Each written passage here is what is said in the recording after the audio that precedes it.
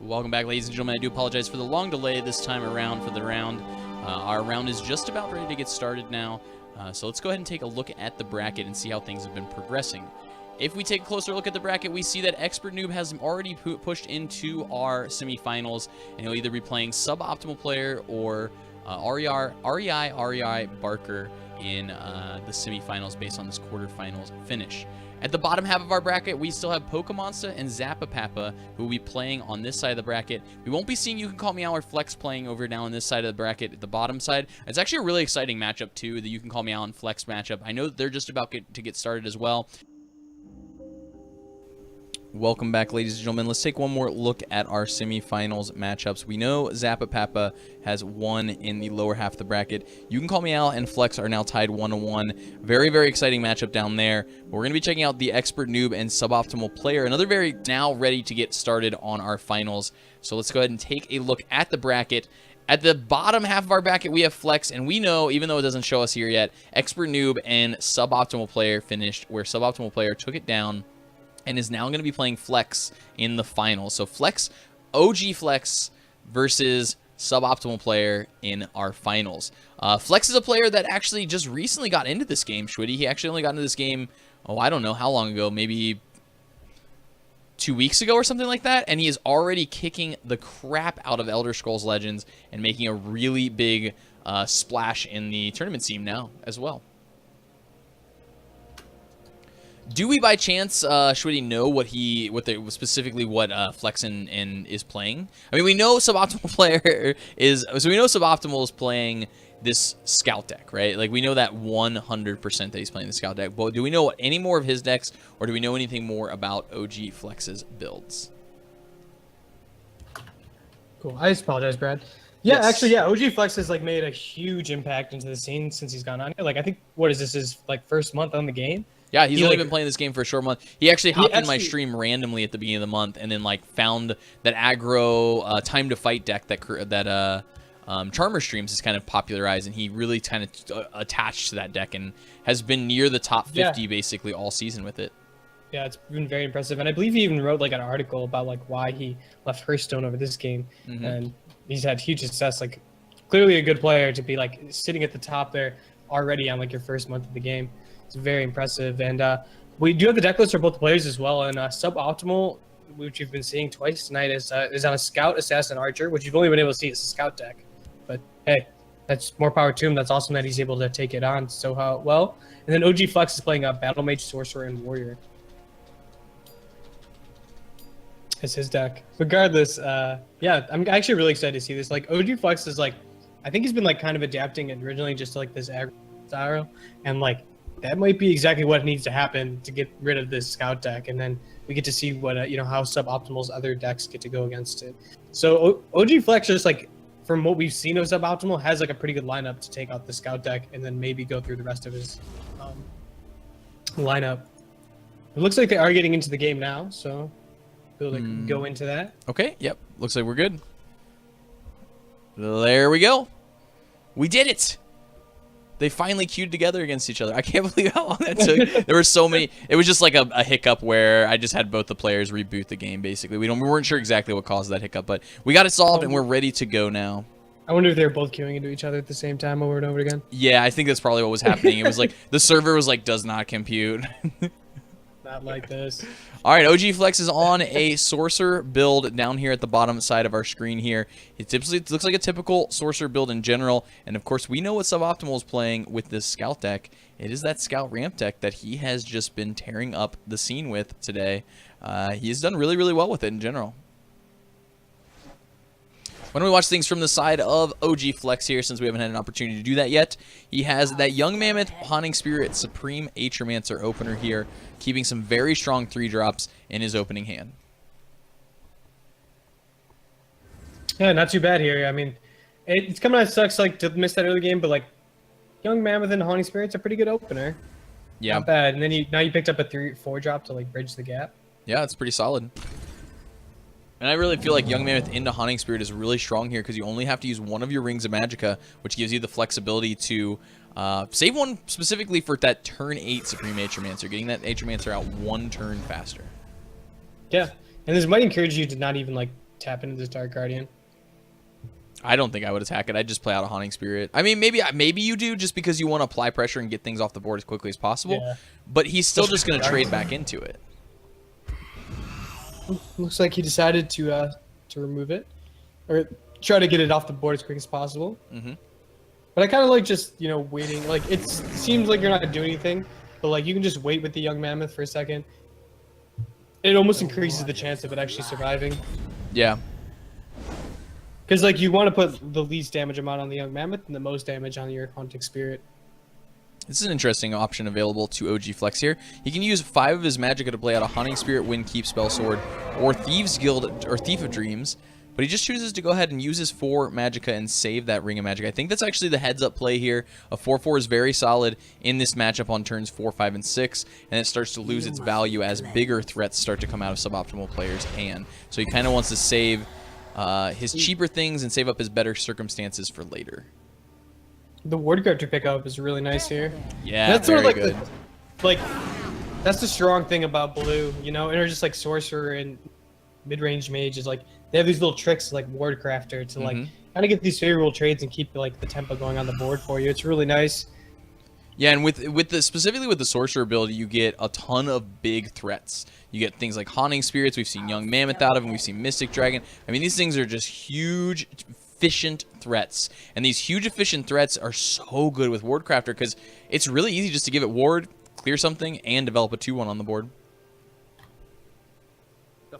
So the Leaf Flicker come down, and like, sure, we're about to see some Skeletal Dragon start coming down, but it's kind of lucky that, you know, it's good for OGFlex rather that like he hasn't been able to see too many big guards. That like there's no Thorn Hiss Mages. Thorn Hiss Mages are like the first walls you got to get through, and like fortunately for suboptimal player, he hasn't been able to find any of those yet.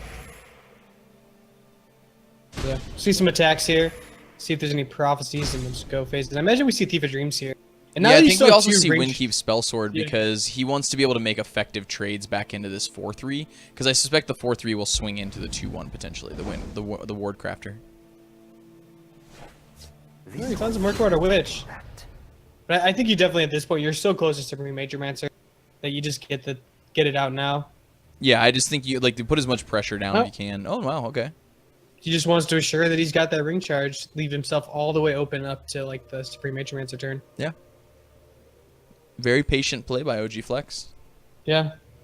I honestly would have already slammed both of my rings and just left one up at this point, so very patient by OGFlex. I think I would have probably had 2 at this point, but I would have used that second one right there just to get I think a Dragon Tail Savior, another 3/3 body into the field lane is solid, or Wind Keep Spell Sword. Either one would have been very solid at that turn. Yeah, it's definitely worth saving the last one for that Supreme Mageomancer. You know, because it increases the odds of you getting it out before like an Odving or Red Brahmin can be active. Definitely, yes. But, you know, in between then and now, I would have, you know, felt the need to like try to like expand on the board as fast as possible. Because like, I always feel so pressured by Ram Scout, even if they're not doing anything, because it's just like all about time. Yeah, you only get so much time before their walls start taking over. I would protect the Hist. I'm going to see that now as well, like with already so many walls coming up. He has a lot of options here. You can either do a Thieves Guild, you can do a Murkwater Witch, you can do a Soul Tear. You could even just play out double Murkwater Witch if you really wanted to, but there's really no value in double Murkwater Witch this turn. So maybe it's a Soul Tear plus a Murkwater Witch is kind of what I think suboptimal player is kind of hovering over here. He's going to get back the Woodland Lookout. Helps him set up for a solid turn 9 here for him. Well, turn 8, really, but with ramped into 9 Magicka.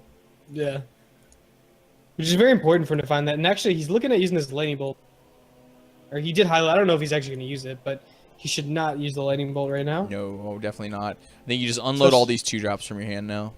Yeah, once you saw that, like, that Woodland Lookout come back out, you're just like, okay, I need to make sure that gets removed here.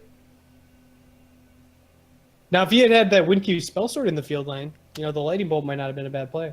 Sure. Yeah, you can use the Windkeep Spell Sword and the Lightning Bolt this turn, and would have also been able to protect his 5/5 that's on the board right now. Interesting. The longer the odds, the sweeter case beard. I guess this isn't a terrible line, right? Like, this just guarantees the most damage getting through this turn. While like sure you don't guaranteedly clear this 5/5 guard in the lane that's blocking your 5 damage, but Yeah. Look to the skies. just gets that 3-point damage, and then maybe you feel like you can somehow raise this woodland lookout. I mean, he had to expect it was coming down, right? Oh, I mean, yeah, it's definitely coming down. If he spent the turn last turn to set that up, it's definitely coming down. Wow, look at this hand for OGFlex, though. I think you High King Emmerich here. I think you just kill the 3/4 off with that High King Emmerich, trade into the 6/1, get it off the board, and then apply 5 points of pressure, and you get a High King as well. Like, it's awkward you don't get Atromancer here, but High King Emmerich is very good this turn. Yeah. I think that it's better than, just slamming the Atromancer down. Because, like, you do want the Atromancer down. You've been saving this ring charge the whole time. Like, you just get punished when you keep that card up. I've seen so many players while we've been watching these tournaments and this card's been out. It's like, they just don't respect it. No, they don't. And maybe at this part of the expansion, they've learned to respect it, but for so long, it was like, oh, yeah, whatever, I'll just try to race past it. And then you just watch the scout player just gain 8, 4, 12. Yeah, it just keeps tacking on more and more life every turn. Yeah. I mean, it is really just one of the most important cards to make what made this deck so much more powerful than it used to be. I mean, this deck, the thing is, Scout Ramp specifically used to be very, very good, and it's always been good, right? But it's just never been breakout amazing. It's always been like, yeah, okay, Scout's good here, but now it's just, I feel like it has exactly what it needs to be able to be one of the most amazing decks in this format. The Sorcerer's Nation does really seem tempting here, especially if like you hit him and he gets it. Like, we know he's got one in his hand, right? But like, nope, jam Supreme Atromancer. Yeah, but I think you still gotta just Supreme Atromancer. I mean, like, it's just so good here. The point thing against here as well is that, so next turn is suboptimal's 11. He's got 11 mana. If you wait any longer, you now give him Odahviing as an out. Yeah. So like you have to go for it here. Like, suboptimal player doesn't have Odahviing in his hand, but like if he did. Yeah, this would be his one window to get that Supreme Atromancer out. So how does he deal with this? I mean, the only thing that's nice for him is that the Murkwater Witch is -2, I suppose. But there's like Haunting Spirit just being so annoying for you. Maybe if the Scouts report to start. See if you can find some sort of answer. Dang. I actually don't think there's a way out of this. I think it's Scouts report into something like into Red Brahmin or something. Then you're dead to the field lane. No, because you can trade into the 5/3. So you'd go to 1. Oh yeah, you're right. Adding is, really hard. Yeah, counting to 10 is hard. I was actually not accounting for the 4/4 being able to trade in the 5/3. I thought it was a 5/5 as well for some reason. So this puts him dead to the board state here. Yeah, I think this is going to cause it right here. OGFlex picking up game number 1 here. And yeah, he's just going to apply pressure. And then he also has Lightning Bolt as a backup plan here, in addition to the extra damage that Supreme Atromancer could do with the Haunting Spirits.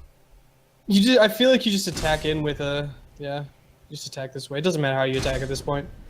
No, it doesn't matter what your plays are. You just wanted to make sure that you hold that Lightning Bolt for the extra potential damage. And that means OGFlex is now up 1-0, playing his Sorcerer deck. And so he's the first person that we've seen on the stream to be able to really dethrone this this Scout deck. The Scout deck, yeah. Yeah. Very, very interesting. So I'm actually kind of excited to see what Suboptimal has here. Like I Assassin and Archer. But I mean, I don't really know what builds there. I mean, I imagine it's like a Tempo Assassin. Yeah. And then probably like a Tempo Archer. Maybe it's a Dragon Mound Archer. Maybe Pokemonster wasn't the only one bringing a Dragon Mound Archer today.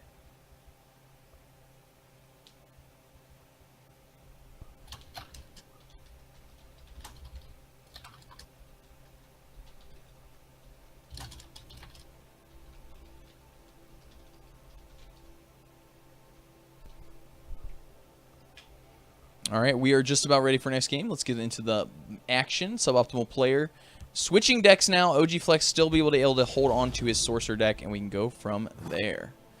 He's on his Assassin deck, so he switched over to Assassin. I think he's trying to be a little bit faster, maybe, than the tempo that OGFlex is able to generate from his Sorcerer deck.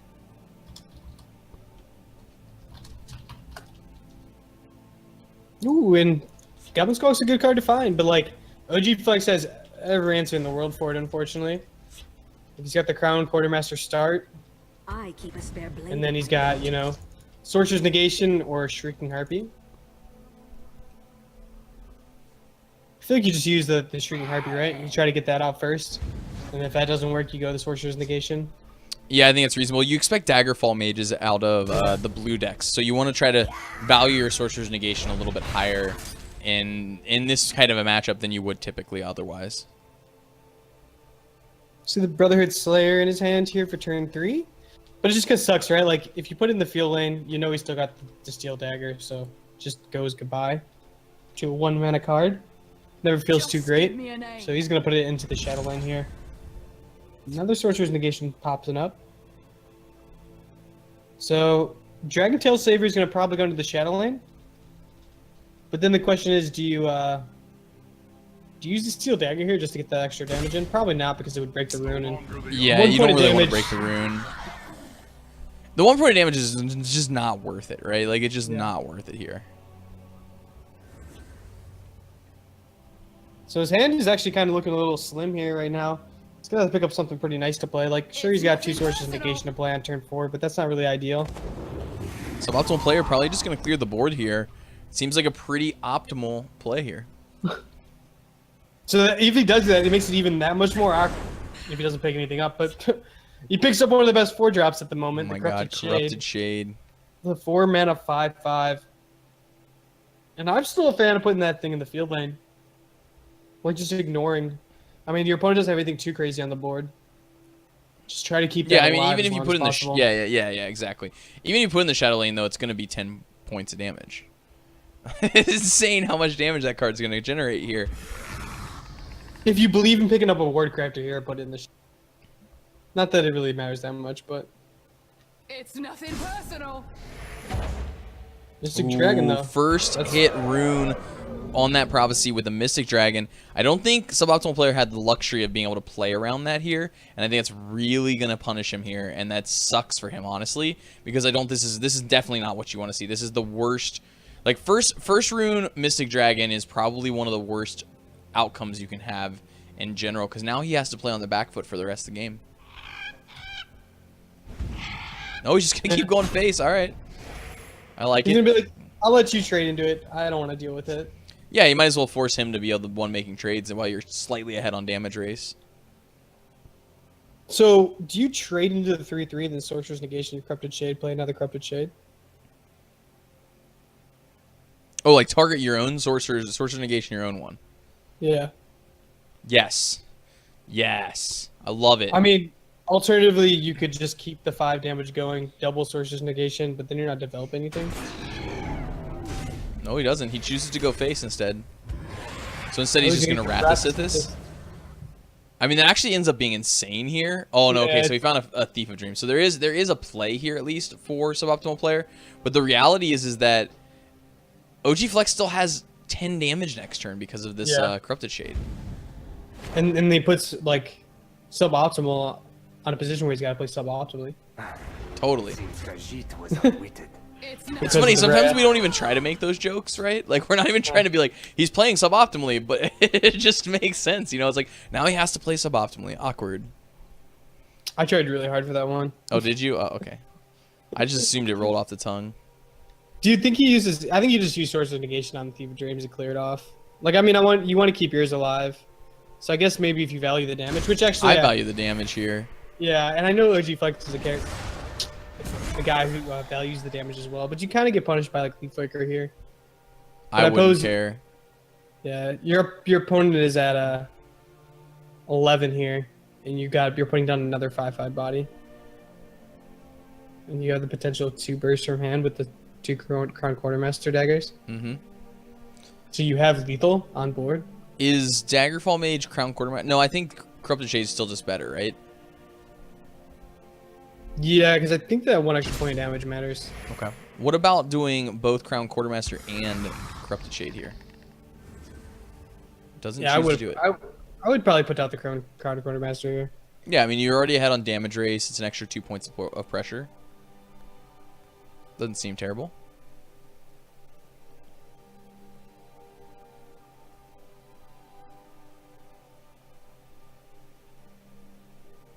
All right, Sheer Point Dragon going to come in the field lane. Shrink that Wrath of Sithis off it was what it looks like. Oh, no, he's going to shrink. Okay, so he's going to try and make trades here and go to 1, I guess. But he knows he does this. Well, if he maybe doesn't remember, but he should know he has the Steel Dagger here. Maybe he's just saying, I have to Prophecy.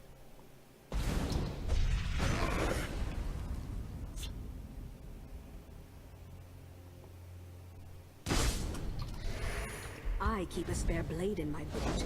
And that will do it. That Steel Dagger is going to give OGFlex already up 2-0 in the tournament series now. My goodness, OGFlex is like crushing it here today. He's been playing this game for, what, 3 weeks maximum now? And he's 2-0 in the grand finals? Like, what the heck, dude? Where did you come from? Who is this monster that is taking over our game? Yeah, I know. He's just playing really well. He picked up the game. He really is. Picking it up like so quickly.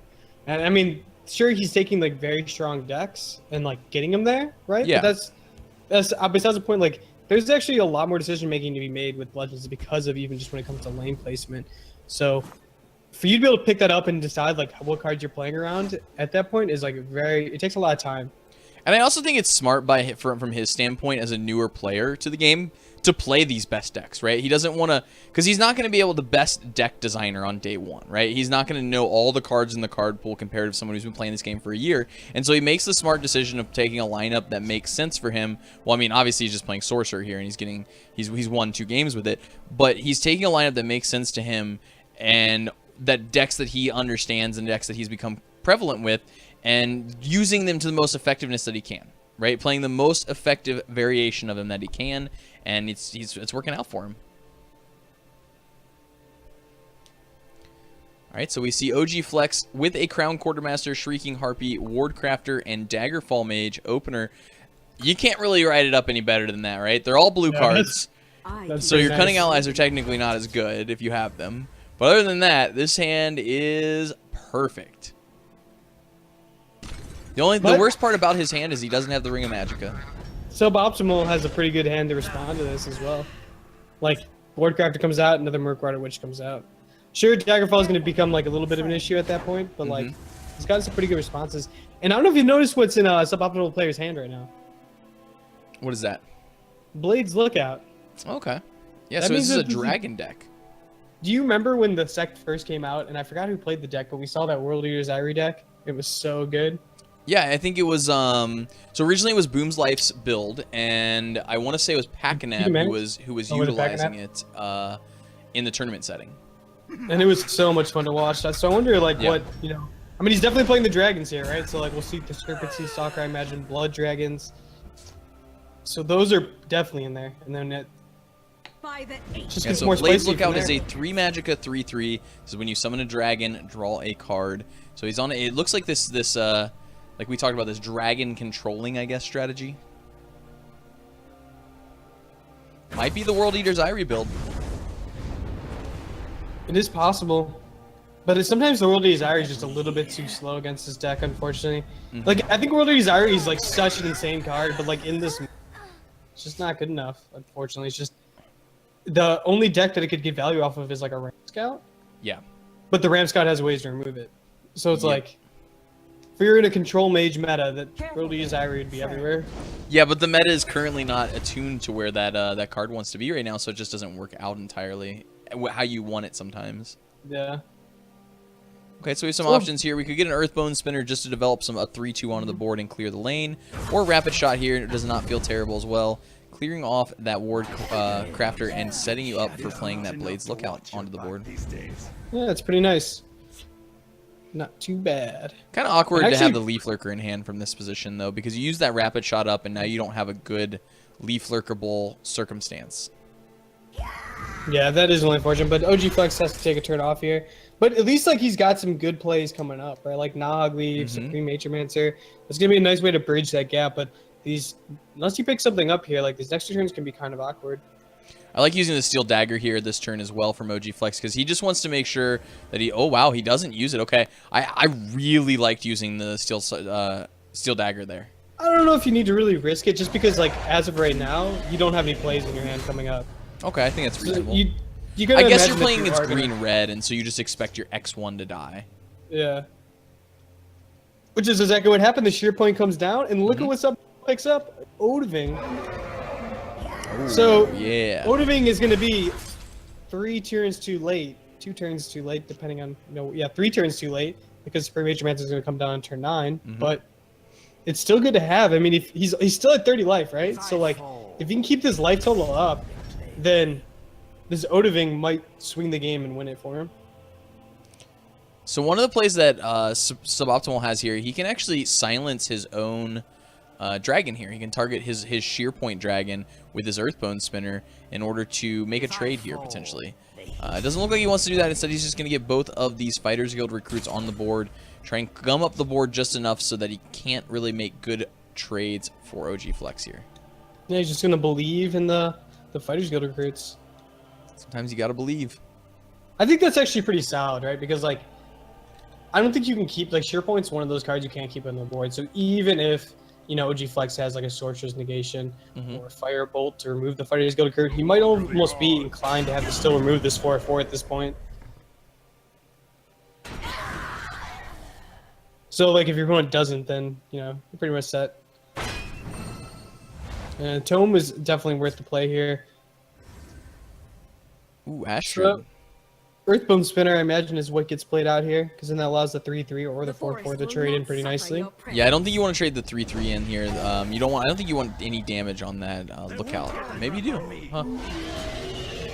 I suppose he's not really that worried about the lookout dying here. But I guess he has an Eclipse Baroness, so there is already draw effects, so he doesn't need to protect his draw effect that's on the board. And Shear Point Dragon is just such a strong card. Like, yeah, that's true. Especially if you're playing, like, you're playing Murkwater Witches, right? But he already played 2 of them. But if you're playing, like, Curses and other Shear Point Dragons, you just start getting so much value when they stay on the board. You'll notice Suboptimal Player put all of his stuff into the field lane, and that the reason for that is, well, twofolds. A, he gets complete control over the field lane and can trade with this Astrid more effectively because it has lethal. And B, it allows him to try and set himself up for turn 9 when Supreme Atromancer comes down, because he knows that if Supreme Atromancer comes down on turn 9, he's really going to struggle to be able to set up a way to clear with that, with his current threat density.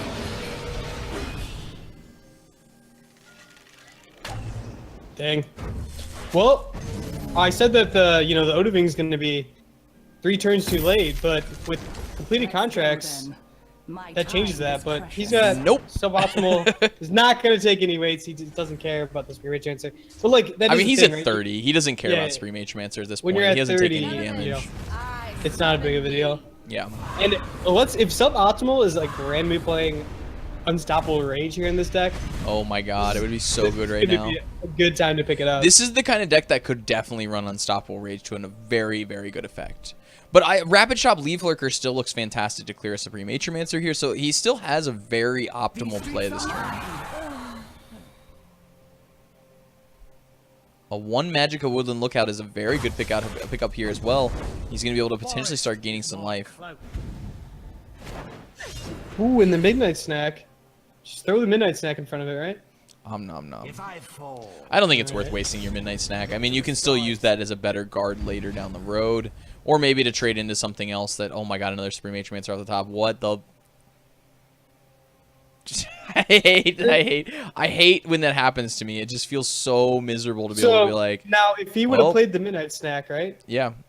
It guarantees that it comes out in 2 turns. Well, it's assuming that the Midnight Snack would be the thing that he kills. Well, if you just throw it in front of them instead of like the Fighters Guild recruit, he would definitely have to die. Oh, like hold the Fighters Guild to that turn instead? Yeah. Okay. But then you're like now risking your Astrid, I guess. Vigilant Giant. Elements, I summon thee. Alright, this will put Suboptimal Player down to 19, draws another card off of another Rune Break here. And of course, OGFlex still at 26, but really struggling to maintain this board position, which is exactly what Sorcerer wants to be doing, gaining their board position. Wow, and a Tazcat here. The top end from this this Archer deck is really starting to show how its power right now from suboptimal player. The day is mine. I mean, with this Vigilant Giant coming on the board too, it's like you're getting closer and closer to lethal. But play up with the Midnight Snack. I think at this point you put out the Midnight Snack. You got to. Yeah, that way you've got Odaving as a backup plan. But the only thing that thinks it kind of sucks is like, You take more breakthrough damage. no, it's not going to be able to die here. I don't think. So I imagine he's just going to have to run everything. Run into everything this in the Vigilant Giant. Yeah. Yeah. It's actually, I think it's almost even a misplay if he doesn't. Because now the Odaving gets coming up. I don't know if it's a misplay for sense, but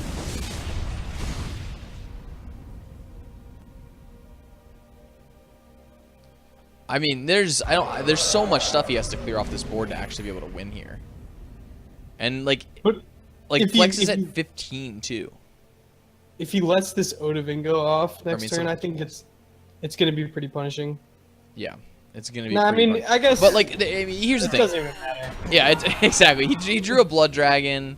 Like, there's a chance that he just plays this, gains 3, draws another card. Like, he's just got his full engine is on the board at this point. Yeah, I guess you should have just played this Mystic Dragon and the Shadow Lane then, right?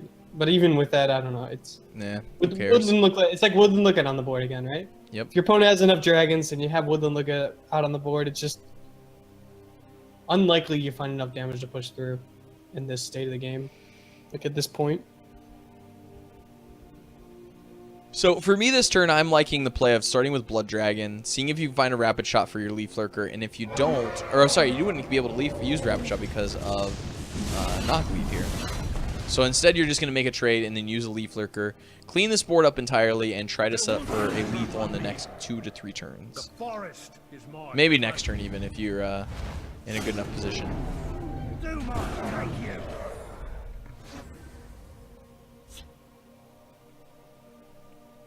Ankano. It's really awkward because you want to get rid of Astrid because it has lethal, but you're like, I have to kill Woodland Lookout if I ever want to have a chance to win this game. Yeah. Oh, I know. Actually, it's not that bad. You can go kill Woodland Lookout, run Haunting Spirit and Ankano in the Shadow Lane then. Yeah, that's probably like the only play at this point. Many important things on my mind. All right, so it's going to do 1 point of damage, breakthroughing to the face for OGFlex into Suboptimal's face here. And then I expect the Haunting Spirit going into the Shadows. No, he goes Field Lane, so he's going to try and control the Field Lane a little bit here. Still doesn't want to give the boards up entirely here, but I don't know. It's like kind of hard, right? Like your opponent's still at such a healthy life total. And his hand is just loaded with threats right now. Yeah. And your hand is completely empty. It's like it's hard to think that you actually are going to get through the Shadow Lane at this point, but like you definitely don't concede. I mean, it's unlikely that you win at this point, but maybe your opponent decides to like attack a little early. They give you like that 1 or 2 prophecy to let you push in for lethal. I also don't think you can see because you want to see more cards out of Suboptimal player. You want to see every single card that's going on because you don't know exactly what your opponent's playing here. You've seen a Midnight Snack, you've seen some things like you don't know he's got Odaving at this point.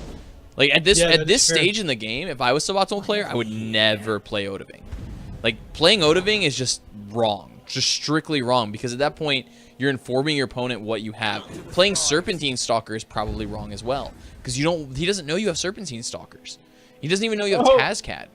Well. Now he's gonna know. Oh my god, if OGFlex gets an Odaving here, it's actually insane. Oh, my god, it's gonna happen. Oh my god, insane. But can he kill him now? He's almost got to go for lethal because of a small chance that your opponent got Odaving. Your whole board is just destroyed here, and that's it is lethal with Tazcat, so he can do it. Dude, he's got to go for it. After Thief of Dreams comes out. Uh-oh, what is this? God. Is it a lightning bolt? Just clear the shear point, right? Give him the 3 damage. Clear the 4 damage off. Yeah, totally. Just cut as much damage as possible. Like, no. What? Like, if your opponent started attacking, you're dead. I feel like if you would have cleared the shear point, it would have Yeah, been so you gotta know you're dead here. You gotta know that that's Tazcat probably in hand now. My scale. Dang. The day is mine. Because he would have been 2 off. Yeah, the lightning boat's too late now. Yep. Like you just lost. It was so worth it. You lost 1 damage. You still have. Odovin clears it. Yep. Yeah, you only lose 1 damage there. I think that trade was worth it. You would have gone to 8. You would have potentially not lost to Tazcat, and then Odovin clears, and he didn't even have a way to clear with Odovin too. He had 2 sanctuary pets in his hand though. Oh, you're right. So there technically was a way to answer there. But you pick up a silence and then you smash your opponent for 10. True. I don't know. Maybe in hindsight, like maybe for some reason was the best play if you pick up like a Harpy later on and you just wanted to make sure you had enough damage. But we were so eager to see the Odovin be played. Yeah, I was really excited to see it played, to be honest. It was like, well, what's his out? Oh, steal his opponent's Odovin. Got it.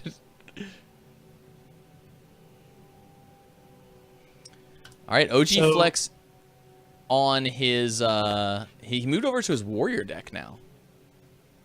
And he looks like he's on a wow, look at this warrior deck. He's not on like an aggro warrior deck. He's on a controlling warrior deck, it seems like. I think it's aggressive. Oh, okay, it is aggressive. Maybe more mid-range. Yeah, it looks like a little bit more mid-range. This is an interesting build. OGFlex likes his aggression. Oh, he definitely loves aggro. I mean, and I think that's accustomed to a lot of players that are getting into this game because it's a lot easier to play aggro from the standpoint of like you can figure out what your opponent's doing eventually if you play aggro, and in the meantime you can do what you're supposed to do. You can go face, you can recognize, okay, I know how to be aggressive because I know what my deck does. I'll figure out what your deck does eventually, and that's actually pretty strong in tournaments from that perspective as well. Like when I'm building tournament strategy lineups, a lot of times what I'm looking at is what am I able to do with this archetype? What am I able to do with this build that I'm doing? And how does that like for instance in this deck that he's playing, there's kind of like a surprise factor because you don't expect this card to be played very much, Champion of Harbinger. And so that gives you a little bit of advantage. And then on top of that, he, in this circumstance, by being aggressive, he doesn't need to know what his opponent's doing. He can say, instead, I'm going to be the aggro player here. I'm going to be forcing you to be reactive. I'm going to force you to be the one that has to make decision points. And I don't know, because, I mean, it's hard to say exactly what suboptimal player is playing, right? Yeah. He did see a lot of stuff, and, like, seeing that Odovin was actually very, very huge. Yeah. And that was a big piece of information to have gained. Unfortunately, like, I think that was the only Atromancer deck that OGFlex was bringing in it, because I imagine the Battle Mage deck is the Time to Fight deck, because that's like one of his favorite decks. Yeah, it's a hyper aggressive deck. Like, yeah. The Odovin is a little less, you know, serious for him.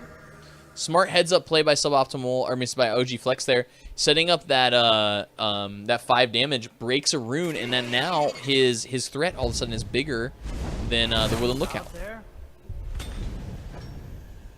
Is there anybody out there? Is that what he says? Yeah, that's what he says. Is anybody out there? Hello? Hello? Hello? So, Underworld Vigilante is very, very awkward here. I think you just play it as, and you don't do anything, right? Well, I guess it gets spear pointed. You're walking right into spear point. You're walking to an archer deck with 1 health minion. It's like it's almost not worth it. Yeah. But it's awkward nonetheless, right? Yeah. No play is the right play here for you. Yeah, I don't think you play anything, which kind of sucks, but you gotta do what you gotta do. He's just, I guess, trying to set up a better unstoppable rage now for him. I mean, the surprise unstoppable rage might just, you know, get him where he needs to be.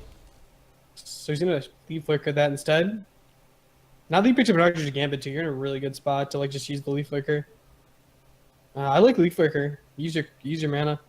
Save the Archer's Gambit. I guess the only thing that was scary about using, you know, the leaf flicker here, well. So I think the likelihood that Sanctuary Pet dies, though, is very low. Yeah, exactly. Was what I was gonna say. It's like that's the only risk you're taking. Is like Archer's Gambit can still activate the leaf flicker. Mm-hmm. But like the lethal creature might be removed. I actually think Flex might use this shield breaker right now.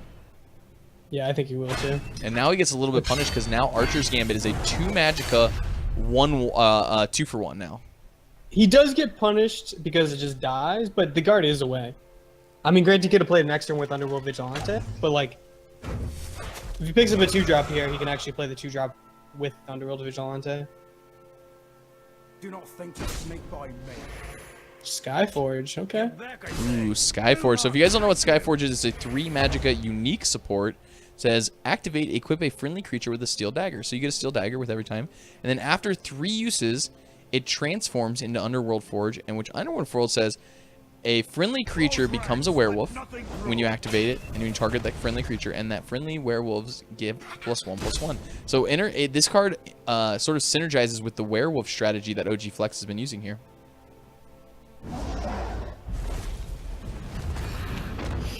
Ship's Stalker comes down, gains another 4 life. So, I mean, you picked up a young mammoth. I think you just trade into this Woodland Lookout, because the 4 health is not, like, the 4 damage is not worth it, right? Yeah. Because the Midnight Snack is just going to trade into it. Then your opponent plays another dragon, and you just lost all the damage. And it still has the chance to get more damage. Yep. I mean, maybe he's looking at Unstoppable Rage here, but I don't think that that's the play. Maybe you're trying to like play Skyforge and Young Mammoth and then be like, well, let's hope we put stuff in the Shadow Lane so I can win the game off of Unstoppable Rage. Because his hand is just so awkward right now. I was thinking, I was like, that Young Mammoth might actually, you know, that breakthrough might actually matter. No. He just wants to do it now. I kind of like developing some threats there. I mean, now the Serpentine or Sheer Point can just clear. Yeah. And the breakthrough spiciness of the Young Mammoth is gone. Mm-hmm. And honestly, I feel like maybe you had like a small opportunity of getting like a Prop's lane. And then you could have used the Unstoppable Rage there. Well, really cool deck from OGFlex, but it doesn't look like he's gonna be able to pull this one through yet. He has just kind of his hand has just been full of 3s and 4s and 5, and then these Underworld Vigilantes have been really awkward this game because of the Murkwater Witches, so he hasn't really been able to capitalize on his hand at all this game, and that really put him on the back foot pretty much the entire game.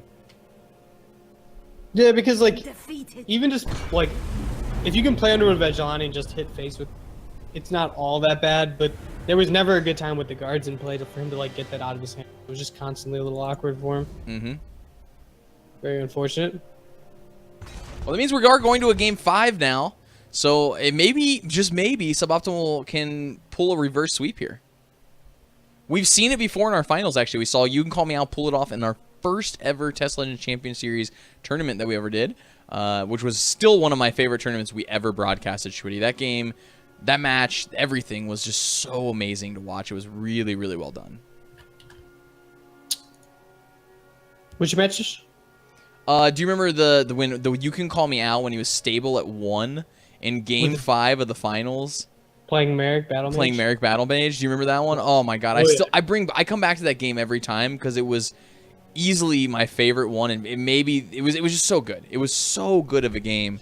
And that whole entire series was fantastic, and it was really the first showcase for You Can Call Me Out, and it was the first time we really saw You Can Call Me Out in the tournament stage. Well, really only it's the first time we really see anybody playing high-level competitive tournaments, and he made a line that was so powerful and no one saw, and it just kind of was like, wait, that's gonna set up lethal next turn? No way! And then he won the tournament because of it. It was nuts. Dang. Very aggressive start here for OGFlex. Okay. And he's got the raiding party to back it up, so like we'll see. Yeah, he'll have a full Shadow Lane here. But I kind of wanted to, if it were me, I guess you don't know the matchup, so I guess leading Shadow Lane makes sense here. If it was a matchup where, let's say, for instance, I'm trying to think, like Sorcerer, I probably would have led Field Lane instead of leading Shadow Lane. Okay, I like that he actually just used a Rapid Shot. Like when you're playing an aggressive deck like this, like the cycle of the Rapid Shot is not something you need to worry about. Your opponent's likely going to give you more than enough cards. Yeah, you just want to use your Magicka as effectively as possible to maintain your tempo on the board. Yeah. And we see another Rapid Shot form here, so he is able to start using these Rapid Shots to start clearing things off slowly. Do you use the Earthbone Spinner on the Nord Clan Captain, or you just remove the Northbone Spinner? Do you just remove the Nord Firebrand? I would use it on the 2/2. I honestly, actually, my play would be put out the Serpentine Stalker and call it a turn. Because you can still Earthbone plus Rabbit Shot next turn. And even though you're taking extra damage, I think it's more important to get the Serpentine developed onto the board. And so that you can trade into either lane. Suffer your presence. Well, Ooh. there goes the Earthbone Spinner. Yeah. Battle Mace comes out. It's actually better for him to mace if it covers here. Yeah. But, you know, I mean, it's still okay to make this play. It didn't matter because, like, Archer's Gambit, Rapid Shot. Well, no. Yeah, if he would have maced it, Yep. it would have survived. Well, I guess since you found the Earthbone Spinner, it didn't matter. The day is mine. Now you got to get that Serpentine out, right? It's not enough to watch your back. No, these he's days. gonna. I guess he's gonna get some value here, I suppose. Okay. But I think maybe the 4/4 body was a little bit better for you. Dang. This is gonna get close. I think it's Yeah. gonna really come down to. Ooh, the Sharepoint Dragon's a huge pickup here. Yeah, it'll That allow was him to imp- kill that off a was- threat and develop and draw a card. That was very important because you gotta find those Woodland Lookouts. I think that's what's Yeah, gonna that's going to come down to, because I think at some point he just can't keep swinging into this deck and expect to win. The Vigilante coming out. You just gotta smack it, right? Oh yeah, you just go face is the place in this circumstance, and you want to put that Like- Underworld into the same lane as sheer point, because on the off chance that you might be able to answer that There's sheer point. nowhere they can hide. At this point of the game, OG cannot take control of the board. He needs to say, my game plan is face is the place, and the only chance I have is actually hitting Ooh. face. That Murkrunner Witch is actually huge here because now he can effectively put guards up in both lane, Yeah, and outside of his Shield Breaker gets really awkward. And it's funny too because all he needs is 2 damage. yeah. It's gonna take him like that many extra turns because of that. This Rampaging Minotaur is one of his other outs here too. But we've seen Yeah. Rampaging Minotaur, so that's hard. Oh, there's the Woodland Lookout! No, That's the card he needed! but actually, as of right now, the Woodland Lookout is not active until 2 turns, and that might be just as many turns as suboptimal needs. And this is actually a huge misplay, kind of. I feel like, because I think putting the 2 guards up was one more important. Your opponent's playing all charge minions. Yeah. I guess you Morkel the field lane? I suppose. Because there's no reason to go Shadow lane here. Might as well If get he rid of the goes- Serpentine if- Stalker, actually- which is... If he goes Shadow Lane, he actually gets punished by Blood Dragon Woodland Lookout. Oh, but he picks up a 4-drop dragon anyways, so he's gonna be able to heal. There it here. is. The Woodland Lookout is in the Shadow lane now. He does have that secondary Lightning Bolt, so he might be able to clear. Or he might just find another Lightning Bolt. And no, because he's back up to 10 now. Never mind. It literally, that play just countered his entire last turn. So you got a Lightning Bolt that Woodland Lookout. Yeah, You might not want to, but you have you to. have to. Although, like, he could... Okay, so here's one of the other options he could do. He could do the Mace of Endurance, Morkel, and Stormcloak all in the field lane and lock down one of the Serpentines. And then, theoretically, even though he's going to gain 4, he's actually gotten an extra point of damage in. And at that Yeah, point, he's got 5. he gets to potentially set up some sort of crazy, like, Lightning Bolt setup or something, you know? Like, or something... I'm trying to think exactly what that play looks like. I don't know exactly what it is, but like at this point, it's kind of dire straits. You either got to clear Woodland or you got to move all in for next kill, turn So kill. he attacks him to 5. He goes down to 6, The Nords Yeah. must or he take goes back down to 5. But then he goes heals back with for 4. 9. those ranks. Yeah. Let nothing through. So he's gonna go for that exact play, but I 9 health think this is the only potential line that wins him a game, though. Like, I understand why he did this. It's not because it's necessarily, like, the safest line. It's not a safe line at all, actually. But I don't think he's winning this game if he doesn't set up for this potential 5-2 to win the game.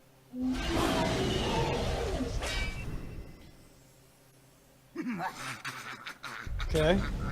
Removal Vigilante. I mean, actually, Lightning Bolt. I forgot the Serpentine Stalker. Yeah, just Serpentine kills his clears tower. for it. So your opponent is effectively would have been at 1 if you're able. Well, you couldn't stop the first 4 healing, but There are no Let's more see. dragons in hand, though, so the Woodland Lookout has done its damage, and maybe if we can set up something like one more turn of where he can't present lethal, we might be able to set up a lethal in 2 turns. potentially. But Suboptimal is not going to give him 2 turns here. He's giving him 1. Yeah. Now you have to use your lightning bolt on his threat, right? Yeah, but can you afford to put it on the 3/4? Do you have to put it on something bigger? Because how much damage does he have if he just? He has removed the 27 3/4? right now, so he's going to have to kill the 6-2, I think. It's looking a little grim for Flex here. I mean, Yeah. but honestly, it's if you would have even just lightning bolted that wouldn't look out, it might not have been fast enough. Yeah, that's why I felt like the line that he chose was actually the correct line. He said, look, I have to make this play. I have to assume you don't have a dragon here. I have to assume that maybe my threat lives, and if my threat does live, I might be able to find a way to get through these walls and present lethal. Because I really agree with OGFlex's line there, 100%. I think the line that he took was a very heads-up play, and he said, I'm not playing to lose. Because if he's killing that wooden lookout, he's not playing to win at that point. He was playing to not lose the game, right? And you have to play to win. You can't play to not lose. Like, you have to play to go in for the win there. Go in for the win. In for the win, indeed. So he sees that, and it looks like he's gonna hit that 6/2 and just hope your opponent doesn't have a dragon here. Wonder if he's looking at maybe there's something else you're gonna remove. Well, I mean, ideally he wants to remove the Midnight Snack. Because Midnight Snack's the one guard in his way to be able to punch those last couple points. But we know that he has 27 points on board, so it's going to go down to 25. So there's just not... You just have to kill the 6-2. You don't have a choice here. And that way, basically what you need at this point is Shield Breaker off the top, because you have that extra burst with Sentinel Battle Mace and Northwind Outpost, and you need your 5/5 to not die or get locked down, and you need a Prophecy. So, like, there's a lot of ands in this statement for OGFlex, but he still can win. Yeah. Yeah, he is dead on board right now. And I don't think this deck plays any Harpies, right? Generally speaking, it does not, so I think he only has one Lightning Bolt as a potential out here. Sharpshooter Scout. Sharpshooter is a step 1. Now he doesn't need any way to clear off the Midnight Snack. Oh, he just goes face. I think I would have hit the Midnight Snack for one there. Well, he's dead on board. Yeah. But I still think you're supposed to hit the Midnight Snack so that if he does hit that Prophecy, he could have potentially cleared something. Or would that have mattered? Yeah, it would have mattered. It would have put him to 1. Yeah. You're right. Well, that means that even though OGFlex started off 0-2, or 2-0, I'm sorry, he actually got just reverse sweeped by that crazy, like, green-red dragons deck there. That was awesome. So congratulations to both of them, actually. I'll start by saying that, because both of them now get a seat in our Sunday tournament this week. They will be guaranteed a seat as one of the 2 invitational slots for our Tuesday tournament that passes on to the Sunday tournament, where we have some prize support for them this week in our Sunday tournament. Additionally, we have some announcements